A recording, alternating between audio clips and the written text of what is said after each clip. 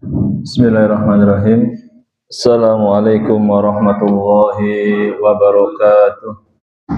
Innal hamdalillah nahmaduhu wa nasta'inuhu wa nastaghfiruh wa na'udzu billahi min shururi anfusina wa min sayyiati a'malina. May yahdihillahu fala mudilla lahu wa may yudlil fala hadiyalah. Asyhadu an la ilaha illallah wahdahu la syarika lah. Wa asyhadu anna Muhammadan abduhu wa rasuluhu la nabiyya wa la rasula ba'dah.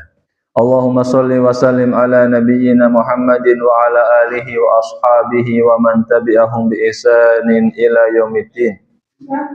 Ya ayyuhalladzina amanu taqullaha haqqa tuqatih wa la tamutunna illa wa antum muslimun. Allahumma inna nas'aluka ilman nafi'an wa rizqan thayyiban wa amalan mutaqabbalan. Rabbi zidna ilman warzuqna fahman, amin ya rabbal alamin. Dumateng para bapak, para ibu, para sederek, para jamaah mushola Al-Fat yang semoga diberkahi oleh Allah Subhanahu wa taala. Alhamdulillah pada kesempatan malam hari ini kita semuanya masih diberikan limpahan taufik, nikmat serta hidayah dari Allah Jalla wa ala, sehingga kita masih dimampukan oleh Allah Subhanahu wa taala untuk menghadiri pengajian rutin di malam Ahad ini. Kita berharap kepada Allah Subhanahu wa taala agar Allah berkenan melimpahkan kepada kita semuanya ilmu yang bermanfaat sehingga bisa kita amalkan di dalam kehidupan kita sehari-hari sebagai bekal kelak berjumpa dengan Allah Jalla wa ala. Amin ya rabbal alamin. Salawat dan salam tak lupa kita curahkan kepada Nabi agung kita Nabi Muhammad sallallahu alaihi wasallam. Mudah-mudahan tercurah kepada keluarga beliau, para sahabat beliau, dan seluruh umatnya yang berusaha istiqomah di atas sunnah-sunnahnya hingga akhir nanti. Amin ya rabbal alamin. Kaum muslimin rahimani wa rahimakumullah. Insyaallah kita akan kembali melanjutkan pembahasan kitab Asru Qawaida fi Tazkiyatin Nafsi, 10 kaidah di dalam mensucikan jiwa, yang ditulis oleh Syekh Abdul Razak bin Abdul Muhsin Al-Badr hafizahullah taala. Dan kita sudah masuk ke kaidah yang ketiga, yaitu Al-Qur'anul Karim mamba'ut tazkiyati wa ma'inuha. Al-Qur'anul Karim adalah sumber bagi penyucian jiwa dan mata airnya. Dan di pertemuan kemarin, pertemuan yang lalu, kita sudah membahas tentang apa maksud dari Al-Qur'an sebagai sumber dan mata air bagi penyucian jiwa. Di pertemuan terakhir kita sampai pada perkataan Ibnu Abbas. Syekh Abdul Razak bin Abdul Muhsin Al-Badr hafizahullah taala membawakan perkataan Ibnu Abbas. Qala Abdullah Ibnu Abbasin radhiyallahu anhuma. Abdullah bin Abbas radhiyallahu anhuma berkata, "Man ittaba al-Qur'ana hadahu Allahu fala yadillu fid dunya wala yashqa fil akhirah." Kata Abdullah bin Abbas radhiyallahu anhu, barang siapa yang mengikuti Al-Qur'an, niscaya Allah akan memberikan kepadanya petunjuk dan ia tidak akan sesat di dunia dan tidak akan celaka di akhirat. Tsumma tala qaulahu ta'ala. Kemudian Abdullah bin Abbas ini membacakan firman Allah Subhanahu wa taala. Wa man ittaba'a hudaya fala yadillu wa la yashqa. Maka barang siapa yang mengikuti petunjukku, kata Allah Subhanahu wa taala, ia tidak akan sesat dan tidak akan celaka. Quran surat Toha ayat 123. Kita akan melanjutkan pembahasan kita mengenai kunci yang atau kaidah yang ketiga ini, yaitu Al-Qur'anul Karim memba'u tazkiyatin nafsi wa ma'inuha. Al-Qur'anul Karim adalah sumber utama penyucian jiwa dan mata air. Setelah perkataan Ibnu Abbas tersebut, penulis juga mencantumkan firman Allah Subhanahu wa taala, yaitu surat Yunus ayat 57. Wa qala ta'ala, Allah Subhanahu wa taala berfirman, "Ya ayyuhan nasu qad ja'atkum mau'idatum mir rabbikum wa shifaa'un lima fis sudur wa hudaw wa rahmatul lil mu'minin." Wahai para manusia, sungguh telah datang kepada kalian nasihat atau pelajaran dari Rabb kalian, penyembuh bagi penyakit yang ada di dalam dada kalian, petunjuk dan rahmat bagi orang-orang yang beriman. Quran surat Yunus ayat 57. Kaum muslimin rahimani wa rahimakumullah. Di dalam ayat ini Allah Subhanahu wa taala memberitakan kepada kita semua tentang beberapa hal yang berkaitan dengan Al-Qur'an. Jadi satu ayat ini ya, ayat 57 dari surat Yunus ini Allah memberitakan kepada kita tentang beberapa hal yang berkaitan dengan Al-Qur'an. Yang pertama, kemungkinan kita akan membahas satu ayat ini ya di pertemuan ini. Yang pertama tentang keagungan Al-Qur'an ya. Yang kedua tentang sifat-sifat Al-Qur'an. Dan yang ketiga tentang buah dari menjadikan Al-Qur'an sebagai pedoman hidup. Jadi di ayat ini, di surat Yunus ayat 57 ini, Allah memberitakan kepada kita tentang tiga hal ini. Yang pertama, keagungan Al-Qur'an. Yang kedua, sifat-sifat Al-Qur'an. Yang ketiga, buah dari menjadikan Al-Qur'an sebagai pedoman kehidupan. Yang pertama, terkait dengan keagungan Al-Qur'an.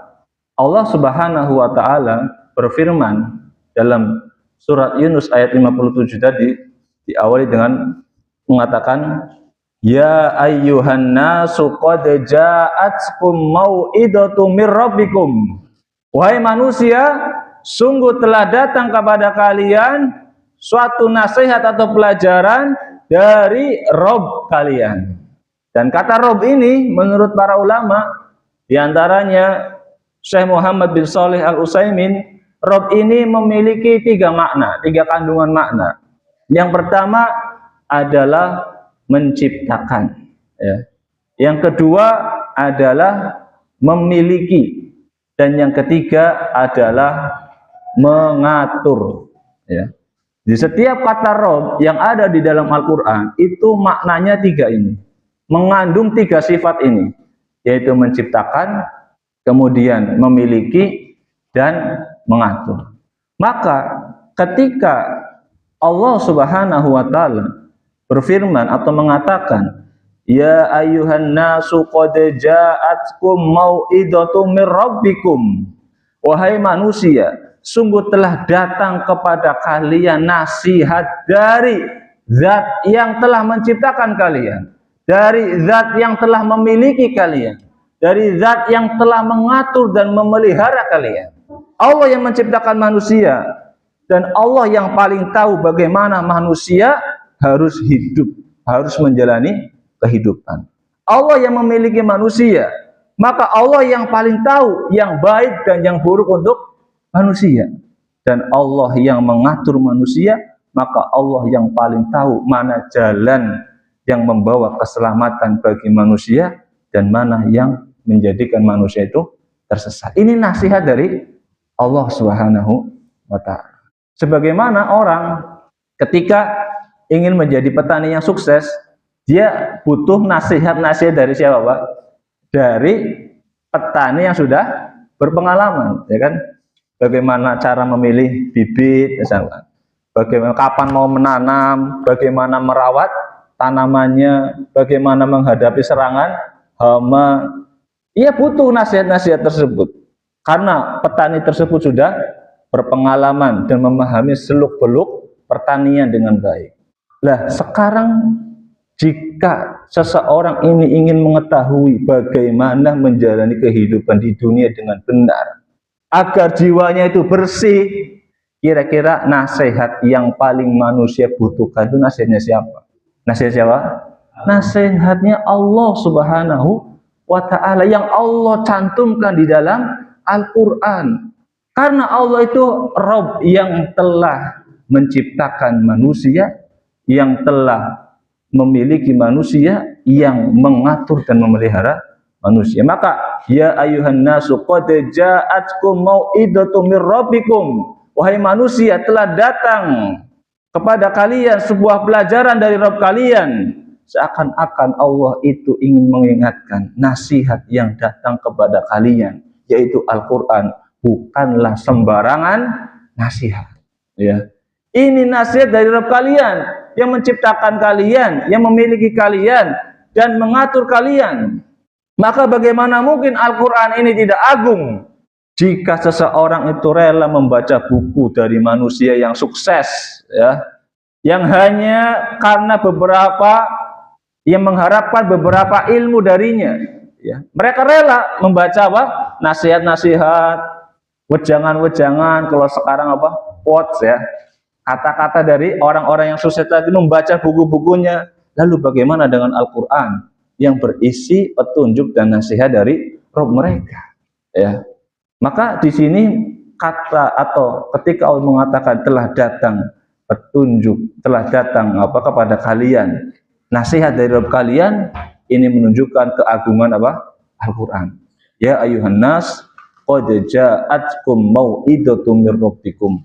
Wahai manusia, sungguh telah datang kepada kalian pelajaran atau nasihat dari Rabb kalian. Maksudnya adalah Al-Quran. Isinya itu apa? Nasihat-nasihat dari Rabb kalian yang menciptakan kalian, yang memiliki kalian, dan yang mengatur kalian. Maka Al-Quran ini merupakan firman Allah Subhanahu wa Ta'ala yang agung, dan ayat ini menunjukkan keagungan dari Al-Quran. Kemudian ayat itu tadi juga isyarat bahwa orang kalau mau hidupnya lurus, tidak tersesat, maka dia harus praktekkan atau berusaha melakukan nasihat-nasihat dari Allah Subhanahu wa Ta'ala, dari Rabb-nya. Orang yang menjalankan nasihat-nasihat dari Allah Subhanahu wa Ta'ala, maka dia akan selamat. Dan orang-orang yang tidak menjalankan nasihat-nasihat dari Rabb-nya, maka dia akan menemui hidup yang sempit. Sebagaimana Allah Subhanahu wa Ta'ala mengatakan dalam surat Thaha ayat 124, waman a'radu an dzikri fa innalahu ma'isyatan donka wa nahsyuruhu yaumal qiyamati a'ma. Barang siapa yang berpaling dari peringatan-peringatanku, dari nasihatku, maka sesungguhnya baginya kehidupan yang sempit, ya, dan kami akan menghimpunnya pada hari kiamat, akan membangkitkannya dalam kondisi buta. Al-Quran adalah nasihat-nasihat dari Rabb kita, sehingga Al-Quran adalah sesuatu yang agung, dan barang siapa yang menjalani kehidupannya melalui nasihat-nasihat yang Allah Subhanahu wa Ta'ala tuangkan di dalam Al-Quran, maka dia akan selamat dan mendapat petunjuk dan tidak akan tersesat. Sebaliknya, barang siapa yang kehidupannya tidak menjadikan Al-Quran sebagai petunjuk, sebagai pedoman hidupnya, maka dia akan menemui kehidupan yang sempit, ya. Ini yang pertama. Yang kedua tadi apa? Dalam surat Yunus ayat 57 ini juga menerangkan beberapa sifat-sifat Al-Quran. Allah berfirman, wa shifaa'un lima fis sudur wa hudaw wa rahmatul lil mu'minin. Ya, potongan ayat selanjutnya adalah wa shifaa'un lima fis sudur wa hudaw wa rahmatun lil mu'minin. Al-Quran itu menjadi penyembuh bagi penyakit yang ada di dalam dada. Al-Quran itu apa? Sebagai penyembuh bagi penyakit-penyakit yang ada di dalam dada. Dada itu kata Imam Ibnu Qayyim rumahnya hati, ya. Jadi di dalam dada itu ada hati. Lah rumahnya hati itu dada, sudur. Ya. Wa huda wa rahmatul lil mu'minin, dan petunjuk serta rahmat bagi orang-orang yang beriman. Allah mengatakan syifaun lima fis sudur. Al-Quran itu salah satu sifatnya adalah sebagai penyembuh atau obat bagi penyakit hati. Penyakit hati itu apa? Maksudnya apa? Dijelaskan dalam tafsir Imam As-Sa'di, ya. Apa yang dimaksud penyakit-penyakit hati ini? Kata beliau, min amrodis syahawatis sodati anil inqiyadi li syar'i. Di antara penyakit-penyakit hati itu adalah hawa nafsu yang menghalangi ketundukan kepada syariat. Penyakit hati itu diantaranya hawa nafsu seseorang yang menghalangi dari ketundukannya kepada syariah. Dan di antara hawa nafsu yang bisa menghalangi orang dari ketundukan terhadap syariat adalah cinta dunia yang berlebihan. wa tuhibbunal mala hubban jamma, dan kalian mencintai harta dengan kecintaan yang berlebihan. Surat Al-Fajr ayat 20. Dalam ayat lain Allah juga berfirman, surat Al-Adiyat ayat 8, wa innahu lihubbil khairi lasyadid, sesungguhnya dia itu sangat bakhil karena cintanya kepada harta. Kata Imam As-Sadi, karena kecintaan dia yang begitu sangat kepada harta menyebabkan ia melalaikan atau tidak menunaikan kewajiban-kewajiban yang telah disyariatkan oleh Allah Subhanahu wa ta'ala. Gara-gara golek harta, sholatnya ditinggal misalkan, ya. Karena time is money, ya. Waktu adalah uang, sehingga kayane sholat 10 menit, 20 menit ke eman-eman, ya. Karena waktu yang digunakan untuk mencari uang, semua waktunya digunakan untuk mencari harta, ya. Bahkan kira-kira itu kaya-kayanya rugi berhenti untuk sholat itu apa? Rugi, karena semua waktunya digunakan untuk harta. Tidak mau bayar zakat, saking apanya? Cintanya kepada harta. Akhirnya dia menghalangi dia dari ketundukan kepada syariat. Gak mau haji, ya. Waktu nek kajian gong lembur misalkan, ya. Gara-gara apa? Ngejar target cicilan misalkan, ya. Ini semuanya apa? Karena saking cintanya kepada harta. Alladzi jama'a malan wa addadah, ya. Mereka itu mengumpulkan harta dan menghitung-hitungnya, senang ngumpul-ngumpulnya harta dan menghitung-hitungnya. Ada tafsir yang menarik dari Syekh Muhammad Shalih Al-Utsaimin mengenai alladzi jama'a malan wa addadah. Orang-orang yang senang ngumpul-ngumpulnya harta dan menghitung-hitungnya. Kata beliau, siapa mereka? Mereka adalah ya'uddu darahima fis sunduqi fis sabah wa fi akhirin nahar ya'udduha wa huwa ya'rifu annahu lam ya'khud minhu syai'an wa lam yudif ilaihi syai'an. Orang-orang yang senang ngumpul-ngumpulnya harta dan menghitung-hitungnya, mereka itu adalah orang-orang yang senantiasa menghitung, kalau di dirham, menghitung, kalau kita rupiah lah ya, menghitung-hitung terus uangnya, hartanya yang ada di dalam dompetnya atau rekeningnya atau berangkasnya di pagi hari dan di sore hari, terus dihitung. Wa huwa ya'rifu annahu lam ya'ud minhu syai'an wa lam yudif ilaihi syai'an. Padahal dia tahu kalau dia itu tidak mengambil dari uang tersebut dan tidak juga menambahnya, tapi dihitungi terus, ya. Esok dihitung, engko sore dihitung mani, padahal dia tahu dia itu nggak nambah, nggak juga ngurangi, tapi dihitung baik. Alladzi jama'a malan wa adad. Ya, ini dihitung, oh ya mau esok oli samene nacaklah awan mau dan layani oli bati pira, itu lumrah. Ini di pagi hari dihitung, di sore hari dihitung, padahal dia itu tahu kalau dia itu nggak ngambil dari situ dan juga nggak nambahin, tapi dia itu terus. Kenapa bisa seperti itu? Lisiddati syahofihil bima syahofihi bil mali yataruddadu alaihi wa ya'udduhu, karena begitu kuatnya kecintaannya terhadap harta, ya, sehingga dia terus mendatangi tempat itu dan dihitung terus, ya. Esok ceklah berangkasnya, oh iya 500.000 sih. Oh sore, padahal orang nambah, orang juga dicek maning, ya. Oh iya sih 500.000, alhamdulillah. Dihitung terus, ya. Padahal nggak diambil, ya enggak, nambah juga enggak, ya. Bahkan sebagian mereka, kata Allah Subhanahu wa taala, yang senang ngumpul-ngumpul harta itu apa? Yahsabu annama lahu akhladah. Mereka menyangka dengan banyaknya harta yang mereka kumpulkan dan hitung-hitung itu akan membuat mereka kekal. Kata Allah, kalla, sekali-kali tidak, la yumbadanna fil hutama. Justru mereka atau kalian itu, atau dia itu akan dilemparkan ke dalam neraka hutama. Ya, ini orang cinta kepada harta yang berlebihan. Dan orang cinta kepada harta berlebihan itu tidak identik orang kaya.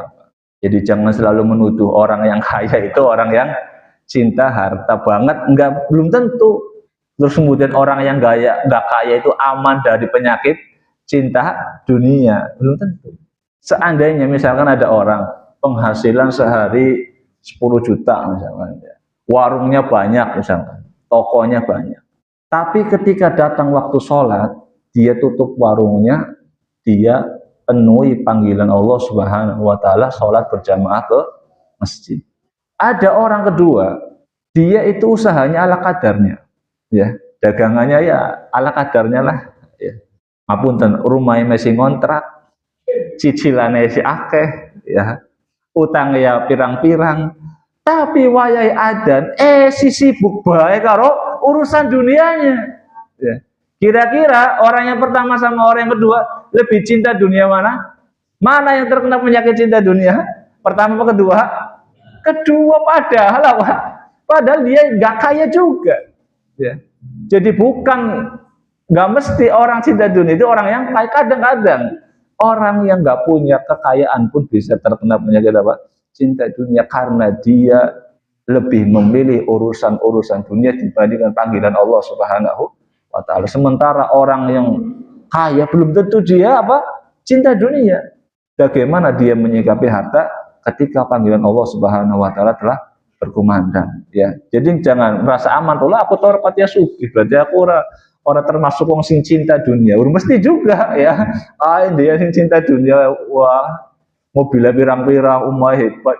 Belum tentu juga, ya. Kalau dia ternyata senantiasa menjalankan syariat Allah Subhanahu wa taala, berarti dia orang yang taat kepada Allah Subhanahu wa taala. Sementara tadi ada orang yang, mohon maaf, masih ngontrak, masih cicilan banyak, utangnya banyak, tapi orang itu sholat misalkan, senantiasa mencari, sibuk dengan aktivitas-aktivitas dunianya, ya. Dan yang namanya orang itu cinta kepada dunia berlebihan itu nggak mesti dengan harta, Pak, ya. Nanti ada. Lalu apa ini penawarnya bagi orang-orang yang terlalu cinta dunia berlebihan? Apa penawarnya, obatnya dari Al-Quran, nasihatnya dari Allah Subhanahu wa taala?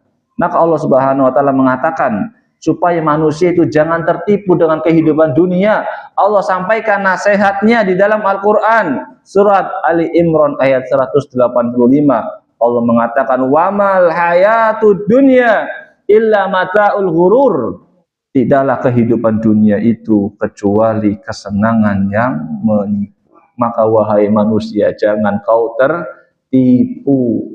Ini nasihat, ini penawarnya, obatnya bagi orang-orang yang mencintai dunia secara berlebihan sampai meninggalkan kewajiban-kewajiban yang telah disyariatkan oleh Allah Subhanahu wa taala. Allah menasihatkan, wa mal hayatud dunya illa mata'ul ghurur. Tidaklah kehidupan dunia itu kecuali kehidupan yang menipu. Illa mata'ul ghurur, kecuali kesenangan yang menipu, ya. Kemudian Allah juga mengatakan, inna akramakum indallahi atqakum. Sesungguhnya yang paling mulia di sisi Allah Subhanahu wa taala adalah orang yang bertakwa, bukan semata-mata orang yang banyak hartanya, bukan semata-mata orang yang tinggi jabatannya, tapi yang paling mulia di sisi Allah Subhanahu wa taala adalah orang yang bertakwa. Sehingga jangan pernah kita salah dalam menilai kemuliaan. Kalau manusia menilai kemuliaan ketika banyak harta, maka Allah Subhanahu wa taala tidak menilai kemuliaan dari sisi banyaknya harta, tapi dari ketakwaannya kepada Allah Subhanahu wa taala. Dan cinta dunia itu modelnya banyak, Pak. Bukan hanya cinta harta saja. Termasuk adalah popularitas, pengen apa? Terkenal. Kemudian bisa juga karena gengsi. Gengsi juga termasuk bagian dari apa? Dari cinta dunia, ya. Tidak mau menerima kebenaran karena khawatir nanti dicela sama kaumnya, dicela sama pengikutnya, dicela sama manusia. Gengsi mengikuti orang-orang yang umurnya di bawahnya misalkan. Ini bagian dari apa? Cinta dunia. Sebagaimana itu terjadi kepada pamannya Rasulullah Shallallahu Alaihi Wasallam, yaitu sinten? Abu Thalib. Abu Thalib itu tidak mau mengikuti ajaran Nabi kita Muhammad Shallallahu Alaihi Wasallam bukan karena tidak meyakini kebenaran yang dibawa oleh Nabi kita Muhammad Shallallahu Alaihi Wasallam, tapi karena khawatir dan takut dicela oleh kaumnya. Karena Abu Thalib adalah seorang tokoh Quraisy, maka Abu Thalib pernah bersyair, ya, wa aradtu dinan qad araftu bi annahu min khairi adyanil bariyati dinan. Saya telah menolak sebuah agama yang telah saya yakini dan ketahui bahwasanya agama tersebut adalah agama terbaik di muka bumi, kata Abu Thalib. Abu Thalib meyakini kebenarannya dibawa oleh keponakannya, yaitu Rasul kita Muhammad Shallallahu Alaihi Wasallam. Akan tetapi kata beliau, laulal malamatu au khidaru masubbatin, kalau bukan karena aku takut dicela, aku khawatir dicela, dicaci oleh kaumku, lawajadtani samhan bidzalika mubina, niscaya aku telah dengan tulus menganut agama tersebut dan mengumumkannya ke khalayak ramai. Ini karena apa, Pak? Karena takut celaan. Ini bagian dari apa? Cinta dunia. Pengennya apa? Dihormati, nggak mau dicela, takut dicela ketika dia menjalani sebuah kebenaran yang kebenaran tersebut itu bersinggungan dengan kaumnya. Ya, ini bagian dari orang-orang yang cinta dunia. Lalu apa nasihat dari Al-Quran? Nasihat dari Rabb kita agar kita itu teguh dalam menerima kebenaran dan tidak takut dengan celaan-celaan manusia. Allah Subhanahu wa taala memberikan nasihat di dalam surat Al-Maidah ayat 54. Kata Allah Subhanahu wa taala dalam firman-Nya menyebutkan salah satu karakter orang-orang yang Allah cinta kepadanya dan mereka pun mencintai Allah Subhanahu wa taala. Salah satu karakter mereka, kata Allah Subhanahu wa taala, wala yakhafuna laumata laim. Mereka itu tidak takut terhadap celaan orang-orang yang suka mencela. Orang-orang yang Allah cintai itu, mereka itu kalau ada kebenaran mereka terima, nggak peduli orang-orang apa mencelanya, nggak peduli, ya. Wala yakhafuna laumata laim. Mereka itu nggak takut dicela oleh manusia gara-gara mengikuti kebenaran, nggak takut, ya. Allah juga mengatakan fala tahsyawun nas wahsyauni. Janganlah kalian itu takut kepada manusia, akan tetapi takutlah kepadaku, kata Allah Subhanahu wa taala. Ini nasihat dari Al-Qur'an bagi orang-orang yang masih menjaga gengsinya, masih takut untuk menapaki kebenaran karena celaan-celaan manusia. Karena kebanyakan orang itu ketika mau melangkah kepada kebenaran yang ia yakini, biasanya apa? Terbayang di benaknya, nanti bagaimana teman-teman saya, ya. Nanti orang itu mengatakan apa? Kalau saya berubah nanti saya dianggap bagaimana? Itu apa? Bayangan-bayangan yang ada di dalam pikirannya. Maka kalau Allah Subhanahu wa taala memberikan nasihat, orang-orang yang cinta atau orang-orang yang Allah cintai dan mereka cinta kepada Allah, mereka itu tidak takut kepada celaan orang-orang yang mencela. Dan kemudian di antara penyakit hati yang lainnya adalah hasad, yaitu hasad. Nopo niku hasad, Pak? Iri, dengki. Ya. Pengertiannya apa hasad itu? Kata para ulama, al hasadu huwa tamanna zawalan ni'mati an sahibiha. Hasad itu menginginkan hilangnya nikmat yang ada pada orang lain, atau sekedar tidak suka orang lain atau saudaranya mendapatkan nikmat, itu juga sudah masuk kepada hasad, ya. Dan orang yang hasad ini adalah orang-orang yang seakan-akan dia telah menggugat Allah Subhanahu wa taala. Kenapa menggugat Allah Subhanahu wa taala? Karena orang yang hasad itu konsekuensinya akan menggugat takdir Allah Subhanahu wa taala. Orang yang hasad itu biasanya akan mengatakan, kenapa si fulan yang dapat rezeki itu, kenapa enggak saya? Kenapa yang dapat jabatan itu dia, kenapa enggak saya? Ya. Maka ucapan-ucapan seperti itu seakan-akan dia telah menggugat apa? Takdir Allah Subhanahu wa taala. Mereka lupa, ia lupa bahwa yang menentukan rezeki, yang memberikan dia jabatan atau orang lain jabatan itu adalah Allah Subhanahu wa taala Al-Hakim, yang Maha Bijaksana, yang tidak mungkin keliru dan semua keputusannya mengandung kebijaksanaan dan hikmah. Dan orang yang hasad itu lupa bahwasanya Allah itu Al-Adil. Allah itu zat yang maha adil. Allah Al-Alim. Allah adalah zat yang maha berilmu. Tidak mungkin salah, tidak mungkin ketukar. Setiap apa yang diputuskan oleh Allah Subhanahu wa taala sudah berdasarkan ilmu dan keadilannya. Maka orang yang hasad seakan-akan dia telah menggugat takdir Allah Subhanahu wa taala. Kenapa dia yang dapat hadiah, kenapa tidak saya? Ini buruknya apa? Hasad. Seakan-akan dia menggugat Allah Subhanahu wa taala. Makanya Imam Al-Qurtubi mengatakan, hasad itu adalah dosa yang pertama kali dilakukan di langit dan dosa yang pertama kali dilakukan di bumi. Dosa yang di langit dosanya sinten? Iblis ketika hasad kepada Adam. Kenapa saya yang disuruh sujud kepada Adam, padahal saya lebih senior, saya diciptakan terlebih dahulu. Khalaqtani min nar wa khalaqtahu min tin. Engkau ciptakan aku dari api, sementara kau ciptakan Adam dari tanah. Kenapa saya yang disuruh sujud, bukan Adam yang suruh hormat kepada saya? Ya. Hasad iblis kepada Adam. Saya itu lebih senior, ya. Kan iblis lebih senior, pada diciptakan apa?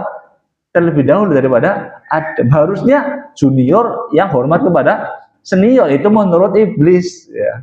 Dan dosa yang dilakukan pertama kali di muka bumi, yaitu dosanya Qabil dan Habil. Ketika kurbannya Habil itu diterima dan kurbannya Qabil itu tidak diterima. Qabil ini adalah seorang petani, ketika disuruh berkurban dia menyerahkan hasil tani yang rusak-rusak, yang gak bagus. Kemudian Habil seorang peternak, dia kurbankan kambing yang gemuk, yang besar, yang bagus.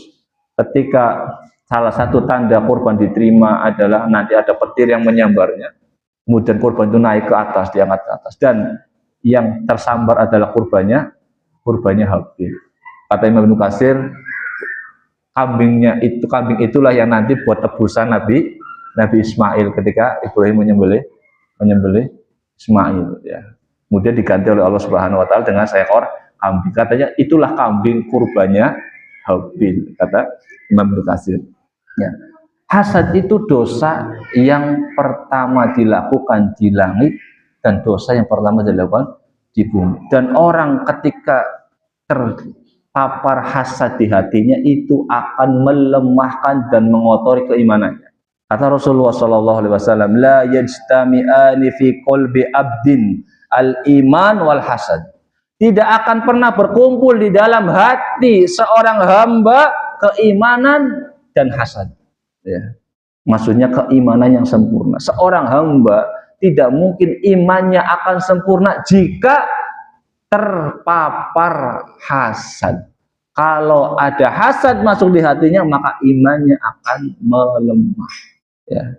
Karena orang yang imannya sempurna itu kan, orang yang imannya sempurna adalah orang yang mencintai untuk saudaranya apa yang ia cintai untuk dirinya, kan? La yu'minu ahadukum hatta yuhibba li akhihi ma yuhibbu li nafsi.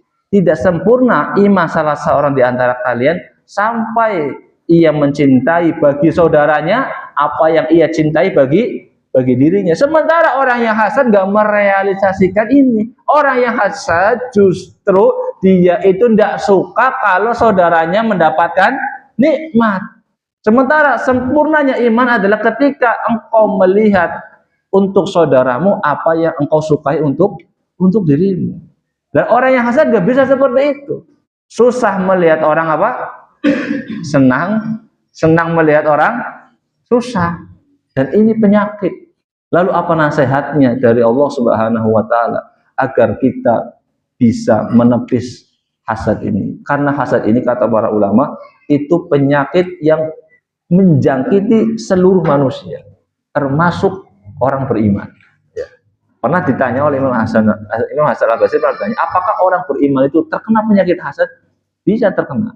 Contohnya siapa? Contohnya saudara-saudaranya Nabi Yusuf alaihissalam. Mereka orang beriman, tapi mereka apa? Hasad kepada saudaranya. Ya, maka diantara caranya ya, adalah dengan mengingat firman Allah Subhanahu Wa Taala dalam surat Al-Jumu'ah ayat yang keempat. Dzalika fadlullahi yu'tihi may yasha wallahu dzul fadlil adzim. Demikianlah karunia Allah diberikannya kepada siapa yang Allah kehendaki, dan Allah mempunyai karunia yang besar. Ada seorang ustadz bercerita tentang kejadian antara Syekh Albani dengan Syekh bin Baz. Jadi Syekh bin Baz itu rektor dari Universitas Islam Madinah, kemudian mengundang Syekh Albani untuk mengajar di kampusnya. Kemudian ternyata jamaahnya Syekh Albani itu lebih banyak daripada Syekh bin Baz ya. Lalu ada muridnya yang bertanya, wahai Syekh, bukankah Syekh Albani itu yang diundang oleh engkau untuk mengajar di sini? Kenapa jamaahnya dia lebih banyak daripada jamaahnya engkau, padahal engkau yang mengundang? Ya. Ini kan bisa menimbulkan apa? Menimbulkan hasad. Ya, kalau orang hatinya nggak bersih bisa menimbulkan hasad ya. Kata sih ngundang aku, misalnya kayak malah jamaah aku malah ketuanya, rektornya malah jamaah kalah banyak sama dia. Maka kata Syekh bin Baz, dzalika fadlullahi yu'tihi may yasha wallahu dzul fadlil adzim. Demikianlah karunia Allah Subhanahu wa taala. Allah memberikan karunia itu kepada siapapun yang Allah kehendaki, dan Allah memiliki karunia yang besar. Ya, ini diantara nasihat-nasihat di dalam Al-Qur'an. Dan terakhir di dalam ayat ini ujungnya wahuda wa rahmatul lil mu'minin, dan Al-Qur'an adalah petunjuk serta rahmat bagi orang-orang yang beriman. Artinya orang itu kalau mengikuti Al-Qur'an maka dia akan menuju kepada jalan yang benar, tidak akan tersesat. Itu buah dari orang yang berpedoman dengan Al-Qur'an di dalam kehidupannya. Wallahu a'lam bishawab. Ini yang bisa kita sampaikan dan bisa kita bahas pada kesempatan malam hari ini. Terima kasih atas perhatiannya. Mohon maaf atas segala kekurangannya. Kita tutup dengan doa kafaratul majlis. Subhanakallahumma bihamdika asyhadu an la ilaha illa anta astaghfiruka wa atubu ilaik. Assalamualaikum warahmatullahi wabarakatuh.